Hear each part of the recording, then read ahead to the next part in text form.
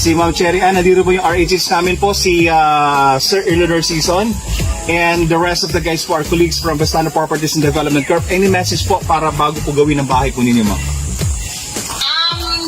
Super thank you kay Ma'am Cherry kasi kahit na lagi ko siya kinukulit. Apa. Lagi kang nagre-respond siya, nag-a-assist. Saka kahit na marami akong request, talaga nung ginagawa pa lang yung shop drawings and plans, marami ako lagi pinapabago. So, salamat sa patience nyo. Apa. Tsaka, dapat sa pag-iintindi kahit minsan nagsusungit. Apa. Pero, salute kaya, Ma'am Cherry. Super thank you, Ma'am Cherry. Well, ma'am, kailan po kayo uwi ng Pilipinas, ma'am? Yan ang magandang tanong. Baka kapag iti-turn over na yan, uuwi ako lang. Ay, saan po kayo? Saan bansa po kayo, ma'am?